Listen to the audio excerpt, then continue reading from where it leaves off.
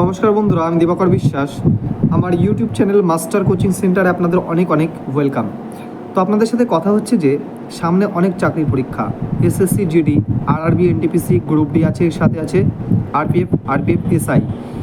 তো এই সমস্ত পরীক্ষাগুলোর প্রস্তুতি আমরা যদি নিই, তাহলে বিভিন্ন ইউটিউব চ্যানেলের বিভিন্ন প্রকারের অঙ্কগুলো আমরা খাতায় নোট ডাউন করে সেগুলোকে যদি প্র্যাকটিস করে পরীক্ষা দিতে যাই, তাহলে আমরা কোনোদিন পরীক্ষায় সাকসেস হতে পারবো না।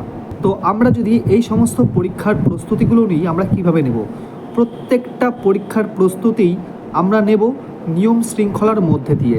সেটা অঙ্ক হোক বা জিকে হোক বা রিজনিং। জিকের সাবজেক্টও অধ্যায়ভিত্তিক পড়তে হবে, রিজনিংও অধ্যায়ভিত্তিক পড়তে হবে, অঙ্ক আমাদের অধ্যায়ভিত্তিক ক্লাস করতে হবে। তো আমাদের অধ্যায়ভিত্তিক ক্লাসের মাধ্যমে আমরা একের পর এক প্রশ্নগুলো সমাধানের ছোট ছোট ট্রিক্স খুঁজে পাবো। এখন আমরা যেহেতু অঙ্ক নিয়ে আলোচনা করছি, তাই আমি আপনাদের বলবো যে আমি প্রত্যেক দিন না পারলেও একদিন পর পর আমি একটা করে অধ্যায়ভিত্তিক ক্লাস নিয়ে আলোচনা করব অঙ্কের, আর তার সাথে সাথে শূন্য থেকে শুরু করে অ্যাডভান্স পর্যন্ত যত প্রকারের প্রশ্ন আছে সলভ করে আপনাদের সামনে উপস্থাপন করব। তো আপনাদের একটাই অনুরোধ, আপনারা আমার চ্যানেলটিকে অবশ্যই সাবস্ক্রাইব করবেন। ভালো লাগলে সাবস্ক্রাইব করবেন, বন্ধুদের মাঝে এই ভিডিওটি শেয়ারও করবেন। তো সবার প্রথমে যেহেতু আপনাদের সামনে নিয়ে নিয়েছি পার্সেন্টেজ অধ্যায়, তাই আজ পার্সেন্টেজ অধ্যায় নিয়ে আলোচনা করব। পার্সেন্টেজ অধ্যায় নিয়ে আলোচনা করার পরে আস্তে আস্তে জিরো থেকে কিভাবে হিরো হওয়া যায় সেটা আপনাদের শেখাবো। এবার কথা হচ্ছে যে অঙ্ক তো অনেক প্রকারের আছে, হয়তো কিছু কিছু প্রকার মিসিং হতে পারে। আপনারা কমেন্ট বক্সে কমেন্ট করে জানাবেন। এই পার্সেন্টেজ অধ্যায় সম্পর্কেই দ্বিতীয় ভিডিও আপনাদের সামনে সেটা আপলোড দিয়ে দেব। তো এখন আমরা যেহেতু পার্সেন্টেজ নিয়ে আলোচনা করছি, তাই আমাদের সবার প্রথমে এই পার্সেন্টেজ কথার অর্থটা জানতে হবে। What is percentage? পার্সেন্ট কথার অর্থাৎ PER, পার কথার অর্থ হচ্ছে প্রতি বা একটি, প্রতি। আর সেন্ট, CENT, সেন্ট শব্দের অর্থ হচ্ছে শত। শত মানে কি আমরা জানি যে 100। তাহলে এই শব্দ দুটোর মানে বিশ্লেষণ করে যদি আমরা একটু বুঝতে পারি, তাহলে আমাদের অঙ্কের কিন্তু 50% কমপ্লিট, আর 50% ক্যালকুলেশনের উপরে থাকে। তো প্রতি শত মানে প্রত্যেক 100তে যত, সেটাই হচ্ছে পার্সেন্টেজ বা প্রতিশত। হোয়াট ইজ প্রতিশত বা হোয়াট ইজ পার্সেন্টেজ? যেমন যদি বলা হয় A%, তাহলে বুঝতে হবে যে 100তে এর কথা বলা হয়েছে। যদি বলা হয় একজন ব্যক্তি পরীক্ষায় B% নম্বর পেয়েছে, তার মানে বুঝতে হবে পরীক্ষাটি যদি 100 হয় তাহলে সে পেয়েছে B। যদি বলা হয় কোনো ব্যক্তি C% নম্বর পেয়েছে পরীক্ষায়, তাহলে বুঝতে হবে পরীক্ষাটি 100তে হয়েছে কিন্তু সে পেয়েছে C। ঠিক একইভাবে যদি বলা হয় কোনো একটি ব্যক্তি পরীক্ষায় 75% নম্বর পেয়েছে, তাহলে এখানে বুঝতে হবে যে সে 100-র মধ্যে 75 পেয়েছে। আবার যদি বলা হয় কোনো এক ব্যক্তি 80% নম্বর পেয়েছে, তাহলে এটা বলতে পারি যে সে 100-র মধ্যে পেয়েছে 80। তো এই যে বিভিন্ন প্রকারের পার্সেন্টেজগুলো আমরা লিখেছি, এইগুলোই আমাদের অঙ্কের মাধ্যমে অ্যাপ্লাই করতে হবে। ব্যাপারটা কেমন একটু ভেঙে বলি, চলুন। মনে করুন একটি ভগ্নাংশ দেওয়া হয়েছে 3/8। এবার বলা হয়েছে যে 8-এর মধ্যে 3, এটাকেই পার্সেন্টেজের রূপ দিতে হবে। তাহলে যে কোনো সংখ্যাকে বা ভগ্নাংশকে পার্সেন্টেজের রূপ দেওয়া মানে কিছু না, 100 দ্বারা গুণ করা শুধু। তাহলে 100 দ্বারা গুণ করলে কি পাই? 4×25 100, আর এটা 4×2 8। তাহলে 3×25 75, আর নিচে থাকছে 2, তাহলে কত হচ্ছে? 37.5%। তাহলে আমাদের এই যে ভগ্নাংশ থেকে আমরা পার্সেন্টেজে গেলাম, কি করলাম? জাস্ট 100 গুণ করলাম। 100 গুণ করলে আমরা পার্সেন্টেজে চলে যেতে পারছি।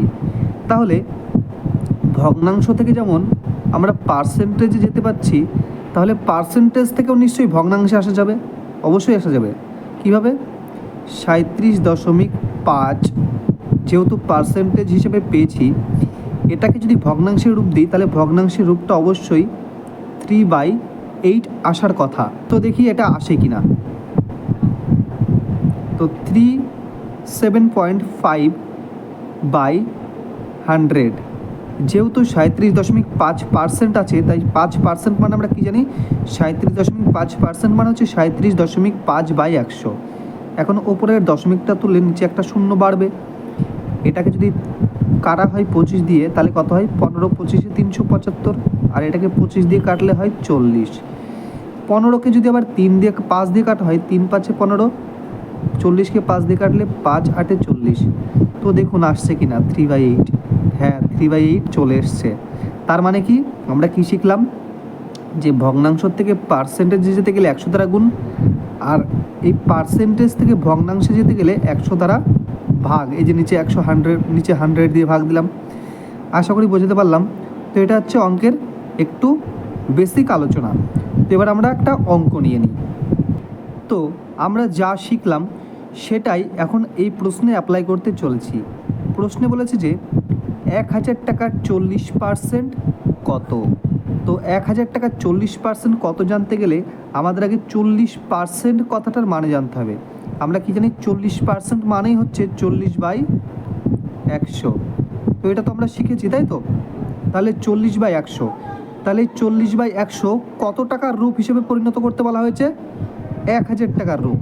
তাহলে 1000 টাকা এর 40/100। এইবার সলভ করুন। এই শূন্য কাটা, এই শূন্য কাটা। তো দেখুন কত হচ্ছে? 4 100 400। তাহলে 1000 টাকার 40% কত হচ্ছে? 400। আচ্ছা, 1000 টাকার যদি বলা তো 10%, তাহলে 10/100, তো 10% মানে 10/100। তাহলে এই শূন্য কাটা, কত হতো? 100। তো দেখুন এবার কথা হচ্ছে যে কোনো টাকার পার্সেন্টেজ যদি আপনি শর্টকাটে বার করতে চান তাহলে আপনারা কি করবেন? আপনারা করবেন এটাই যে এখানকার একটা শূন্য কেটে দেবেন আর আসল টাকাটার একটা শূন্য কেটে দেবেন, দিয়ে এখানকার সংখ্যাটা যা দেখতে পাচ্ছেন এই সংখ্যাটা আর এখানকার সংখ্যাটা দুটি ডাইরেক্ট গুণ করে দেবেন, তাহলে আপনারা পার্সেন্টেজ হিসেবে যেটা সেটা পেয়ে যাবেন। তো 1000 টাকার 40% যেহেতু, তাই 1000-এর একটা শূন্য কাটলাম আর 40-এর একটা শূন্য কাটলাম। এখন দেখতে পাচ্ছি কত? 100 আর 4। তো 4 আর 100 গুণ করলে কত হয়? 400 হয়ে যায়। তো এটা হচ্ছে শর্টকাট। এই প্রশ্নে বলেছে যে 2000 টাকার 30% কত? 2000 টাকার 30%। তো এটা যদি আমরা নিয়ম মারফত করতে চাই তাহলে 2000 এর 30% মানে 30/100। তাহলে এই শূন্য কাটা, তাহলে 3 দুখানি 6 600। তো এইভাবে আমরা লিখে করলাম, কিন্তু এটা যদি আমরা প্রশ্নের মধ্যেই উত্তর করার চেষ্টা করি তাহলে কী করতে হবে? এখানকার একটা শূন্য কাটুন, এখানকার একটা শূন্য কাটুন। এবার দেখতে পাচ্ছেন 3 আর 200 গুণ করে দিন, তাহলে 3 দুখানে 600। তাহলে উত্তর এইভাবেও হয়। তাহলে প্রশ্নের মধ্যে উত্তর সলভ করার নিয়ম কি? যে দুই জায়গায় দুটো শূন্য কেটে বাকি যা দেখতে পাচ্ছেন সংখ্যা দুটি গুণ করে দিন, সেটাই হচ্ছে পার্সেন্টেজের বড় রূপ। আশা করি বোঝাতে পারলাম। এবার আমরা একটা প্রশ্ন নিয়ে নিয়েছি যেখানে বলেছে পরীক্ষায় মোট নম্বর 800, রাম 60% নম্বর পেয়েছে, তার প্রাপ্ত নম্বর কত? তো দেখুন এখানে মোট পরীক্ষা হচ্ছে কত নম্বরের জন্য? না, 800 নম্বরের জন্য। এবার রাম পেয়েছে কত নম্বর? 60%, অর্থাৎ 800 এর 60% পেয়েছে। তাহলে 800 এর মানে গুণ, আর 60% পেয়েছে মানে কত? 60/100। তো এটা সলভ করলে সে নম্বর পেয়েছে কত? নম্বর পেয়েছে সে 6 8 48 মানে 480। এখন যদি জানতে চাই সে তো কত নম্বর পায়নি, তাহলে 800 থেকে 480 মাইনাস করলে হয় 320। তাহলে সে কত নম্বর পায়নি? 320। তো এটাই পরীক্ষার ভাষায় ঠিক অন্যভাবেও জানতে চাইতে পারে যে পরীক্ষায় মোট নম্বর 800, রাম 60% নম্বর পেয়েছে, তাহলে সে কত নম্বর পায়নি এটাও জানতে চাইতে পারে।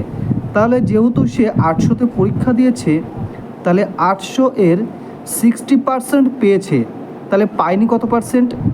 পায়নি 40%। যেহেতু 60% পেয়েছে তাহলে 40% নিশ্চয়ই পায়নি। তাহলে এভাবে করলেও আমাদের শর্টকাটে উত্তর বেরিয়ে যায়, 4 × 8 = 32 আর পাশে একটা শূন্য। তো দেখুন 320 ঠিক একই উত্তর এলো যেটা কিনা এখানে এসেছিলো। তো আমাদের অনেক সময় এই রকম দেওয়া থাকবে একটা পার্সেন্টেজ আর জানতে চাইবে অবশিষ্ট পার্সেন্টেজের কথা। তো এই প্রকারের ক্ষেত্রে আমাদের এই 100 থেকে যেটা দেওয়া আছে সেটা বারবার মাইনাস করে নিতে হবে, তাহলে আমরা শর্টকাটে উত্তর বার করতে পারবো। তো এবার আমরা কয়েকটা প্রশ্ন সলভ করি। দেখুন এবার আমরা একটা প্রশ্ন নিয়েছি, যেখানে বলেছে একটি চৌবাচ্চায় জল ধারণ ক্ষমতা 425 লিটার। তলদেশের ছিদ্র দিয়ে 8% জল বের হয়ে গেলে চৌবাচ্চায় অবশিষ্ট জলের পরিমাণ কত? তো একটু আগে যেটা নিয়ে আমরা আলোচনা করলাম আমরা ঠিক সেইভাবেই অঙ্কটি করব। তো চৌবাচ্চায় জল আছে কত লিটার? না 425 লিটার। এইবার এখান থেকে বের হয়ে যাচ্ছে 8%, অর্থাৎ 100-র মধ্যে 8 বের হয়ে যাচ্ছে।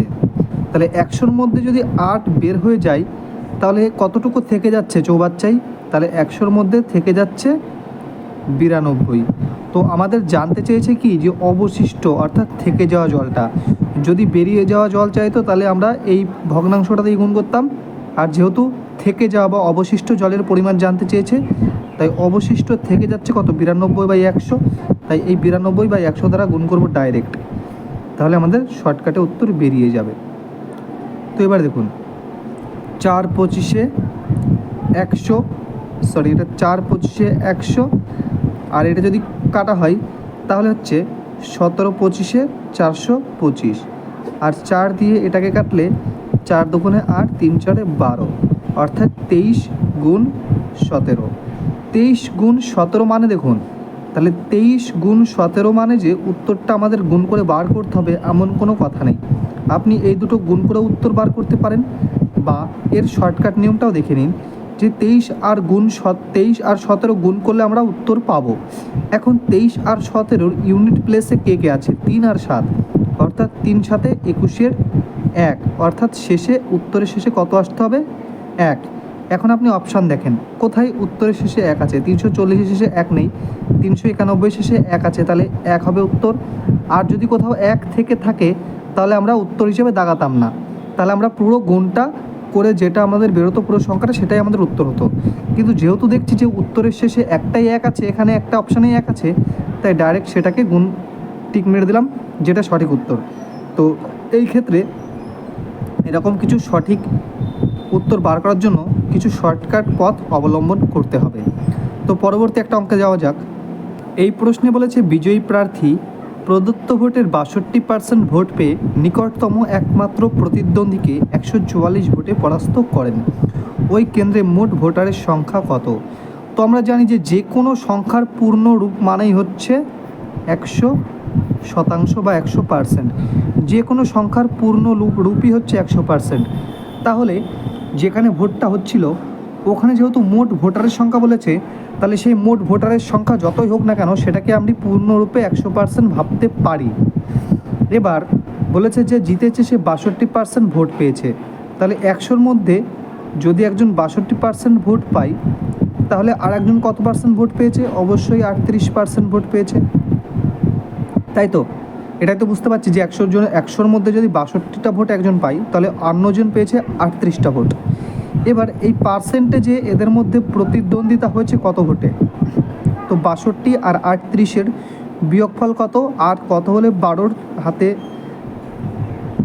8 কত হলে 12, 4-এ হাতে 1, 3 আর 4 কত হলে 6, 2-এ, অর্থাৎ তাদের প্রতিদ্বন্দ্বিতা হয়েছে 24% ভোটে। আর তাদের প্রতিদ্বন্দ্বিতা অরিজিনাল হয়েছে কত ভোটে? 144। তাহলে বলতে পারি যে এই 24% মানেই হচ্ছে 144টা ভোট। আর জানতে চেয়েছে মোট ভোটারের সংখ্যা কত? তো মোট ভোটার তো আমরা জানি কি 100%, তাহলে 100% মানে কত? 12 × 2 = 24, 12 × 12 = 144, 2 দিয়ে 100 কাটলে 50। তো 50 আর 12 গুণ করলে কত হয়? 50 × 10 = 500, আর 50 × 2 = 100। শর্টকাট গুণ করলাম খাতায় না লিখে, তো 50কে একবার 10 দিয়ে গুণ করলাম আর 50কে একবার 2 দিয়ে গুণ করলাম, তাহলে মোট হচ্ছে কত 600। অর্থাৎ ওই কেন্দ্রে মোট 600টি ভোট আছে, অর্থাৎ অপশান ডি হয়ে যাবে এই প্রশ্নের সঠিক উত্তর। একটি প্রশ্নে বলেছে যে একটি সংখ্যার 25%-এর সঙ্গে 150-এর 30% যোগ করা হলো, ফলস্বরূপ যোগফল পেলাম 75। তো ফলস্বরূপ যেহেতু যোগফল 75 পেয়েছি, তাই জানতে চেয়েছে যে সংখ্যাটি কত। তো একটি সংখ্যার 75%, মনে করুন এই একটি সংখ্যা এর 25%-এর সঙ্গে, অর্থাৎ এর 25% এর সঙ্গে, তো যেহেতু পার্সেন্টেজ চিহ্নটা তুলে দেবো, কেননা নিচে 100 দিয়েছি, তাই পার্সেন্টেজ চিহ্নটা রাখবো না। তো বলেছে কি যে এই একটি সংখ্যা এর 25% এর সঙ্গে যদি 150-এর 30% যোগ করা হয়, তো 150-এর 30%টা কত আমরা জানি, 150-এর 30% মানে এই দুটো শূন্য কেটে যাবে, 3 15 45, অর্থাৎ 150-এর 30% মানে 45 যদি যোগ করা হয় তাহলে ফলস্বরূপ কত পাওয়া যায় 75। তো দেখুন এই 45টা যোগ করে তাহলে 75 পেয়েছি। এই 45 যদি যোগ না করতাম, অর্থাৎ 45টা যদি এই পাশে নিয়ে যেতাম, তাহলে 45টা কী হতো, মাইনাস হয়ে যেত। তাহলে 45টা এখানে লিখতাম না, তাহলে মাইনাস করলে কত হয়, তাহলে মাইনাস করলে হয় 30। তো দেখুন কোনো একটা সংখ্যার 25%-এর মানই এখন এই 30 বেরিয়েছে, তাহলে সংখ্যাটি কত, তাহলে 25%-এর মানই হচ্ছে কত না 30। তো জানতে চেয়েছে যে সংখ্যাটি কত, অর্থাৎ 100% মানে কত। তো 4 25-এ 100, তো 3 4-এ 12, অর্থাৎ 120। তাহলে সংখ্যাটি হচ্ছে কত 120। আশা করি বোঝাতে পারলাম। তাহলে এখানে কত হয়ে যাবে 120। তো 120 এর 25% মানে কত 30, আর তার সাথে এখানে যোগ করতে বলা হয়েছিল কত 40। তো 30 আর 40 45 যোগ করলে 75 হচ্ছে কি, হ্যাঁ হচ্ছে। তাহলে আমার উত্তর 120 ঠিক আছে। পরবর্তী এই প্রশ্নে বলা যায় জলকে বরফে পরিণত করলে 10% আয়তনে বাড়ে, বরফ গলে জলে পরিণত হলে আয়তনে কমে। চাকরির পরীক্ষায় প্রচুর পরিমাণে রিপিট দিয়েছে এই প্রশ্নটি। তো দেখুন এখানে বলেছে জল বরফে পরিণত হলে আয়তনে বাড়ে কত পার্সেন্ট, 10%। অর্থাৎ জল যদি প্রথমে আয়তনে 100 থাকে, তো বেড়ে হয়ে যাচ্ছে কত 110। 100-তে 10 বাড়ছে মানে কি 100-তে 10 বেড়ে 110 হয়ে যাচ্ছে।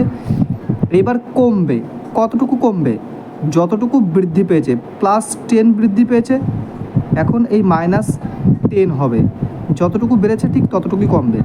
তো এই -10টুকু কতটুকুর উপরে কমবে, এখন যে আকারটা বরফের তার উপরে কমবে। এখন বরফের আকার কত 110, তাহলে এই 110-এর উপরে কমবে কতটুকু, 10ই কমবে। তো এটাকে পার্সেন্টেজের রূপে পরিণত করা মানে 100 দ্বারা গুণ। তাহলে 0 0 কাটা, 10 10কে 100/11, এর মানে হচ্ছে 9 1/11%। আশা করি বোঝাতে পারলাম। পরবর্তী প্রশ্নে বলেছে 1 কিলোগ্রাম চায়ের মূল্য 25% বৃদ্ধি পেলে মূল্য বৃদ্ধি পায় 25 টাকা, তবে চায়ের নতুন মূল্য কত। তো চায়ের মূল্য মনে করুন ছিল 100 টাকা, এখন হয়ে গেছে 25% বৃদ্ধি পেয়েছে মানে হয়ে গেছে 125 টাকা। এবার এই যে বৃদ্ধি পেয়েছে কতটুকু 25, আর টাকায় বৃদ্ধি পেয়েছে কত না 12 টাকা, তাহলে 25 মানেই 12। তাহলে 1 মানে কত হবে, 1 মানে হবে 12/25। আর জানতে চেয়েছে যে নতুন মূল্য, তাহলে নতুন মূল্য কোনটা 100 না 125, আগে ছিল 100 এখন হয়ে গেছে বৃদ্ধি পেয়ে 125। তাহলে এই 125 মানে কত, তো 125-এর মান যেটা বেরোবে সেটাই হচ্ছে আমাদের উত্তর। তাহলে 125 গুণ করে দেবো, তাহলে 5 25-এ 125, 5 12 60, অর্থাৎ চায়ের নতুন মূল্য কত 60 টাকা।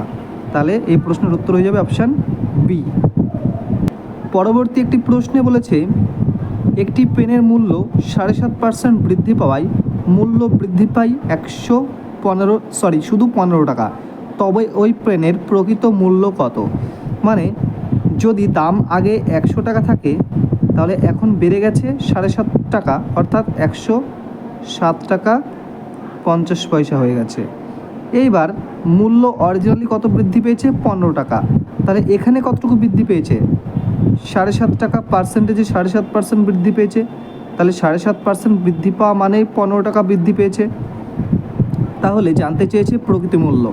এর আগে জেনেছিলাম নতুন মূল্য, এই প্রশ্নে প্রকৃত মূল্য জানতে চেয়েছে। প্রকৃত মূল্য মানে কি? প্রকৃত মূল্য মানে আগের মূল্য, বৃদ্ধি বা হ্রাসের আগে যে মূল্যটা হয় সেটার মান প্রকৃত মূল্য। তাহলে বৃদ্ধি পেয়েছে 107 টাকা 5 পয়সা হয়েছে বৃদ্ধি পেয়ে। আগে কত ছিল? আগে ছিল 100, অর্থাৎ প্রকৃত মূল্য ছিল আগে 100। তো 100 এর মান কত? তো 7.5 মানে যদি 15 হয়, তাহলে 7.5-এর কত গুণ 15? 2 গুণ। 7.5-এর 2 গুণই তো 15, তাহলে 100-রও 2 গুণ হয়ে যাবে আসল টাকাটা। তাহলে 100 দুগুণে 200, তাহলে 200 টাকা ছিল আগে প্রকৃত মূল্য। তাহলে 200 হয়ে যাবে এই প্রশ্নের সঠিক উত্তর। এই প্রশ্নে বলেছে দুটি দ্রব্যের মূল্য তৃতীয় দ্রব্যের মূল্য অপেক্ষা যথাক্রমে 60% ও 20% বেশি, তবে দ্বিতীয় দ্রব্যটি প্রথম দ্রব্যের কত শতাংশ? খুবই সহজ একটি প্রশ্ন। দেখুন, প্রত্যেকটা প্রকারের প্রশ্ন আমি একটি করে দিচ্ছি।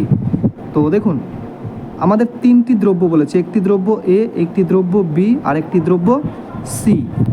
এবার এদের পার্সেন্টেজটা কি বলে দিয়েছে যে দুটি দ্রব্যের মূল্য তৃতীয় দ্রব্যের অপেক্ষা এত বেশি, অর্থাৎ তৃতীয় দ্রব্যটি যদি 100 হয় তাহলে প্রথম দ্রব্যটি 60% বেশি মানে 160, এবং দ্বিতীয় দ্রব্যটি 20% বেশি মানে 120। এরা দুজনেই কার থেকে বেশি? সি এর থেকে বেশি।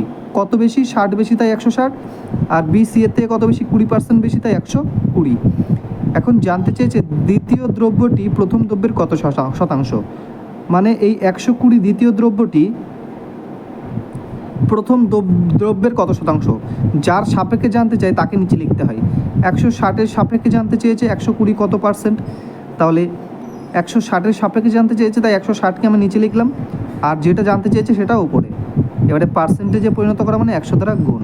তাহলে 0 0, 4 4 16, 3 4 12, 4 25 100, 3 25 75, তাহলে 75%, অর্থাৎ 75% হয়ে যাবে এই প্রশ্নের সঠিক উত্তর। তো পরবর্তী প্রশ্নে বলেছে কোন শহরের লোক সংখ্যা 68,750 জন, প্রতি বছর 8% হ্রাস পেলে 2 বছর পর লোক সংখ্যা হবে, যেহেতু হ্রাস পাচ্ছে তাই 2 বছর পর অবশ্যই লোক সংখ্যা কমে যাবে। তাহলে কত হবে কমে? এখন লোক সংখ্যা আছে 68,750 জন, এইবার কমছে কতজন? 8%, অর্থাৎ 100 জনের মধ্যে 8 জন কমে যাচ্ছে। এবার যারা কমে যাচ্ছে কিন্তু থেকে যাচ্ছে যারা, তাদেরকে নিয়ে আমাদের অঙ্কটা করতে হবে। তাহলে 100 জনের মধ্যে যদি 8 জন চলে যায় বা 100%-এর মধ্যে যদি 8% হ্রাস পায় তাহলে থেকে যায় 92%। ঠিক এই ঘটনা দুবার ঘটছে, যেহেতু পরপর 2 বছর বলেছে তাই 92/100 আর একবার লিখলাম। এবার আমাদের ক্যালকুলেশন করতে হবে।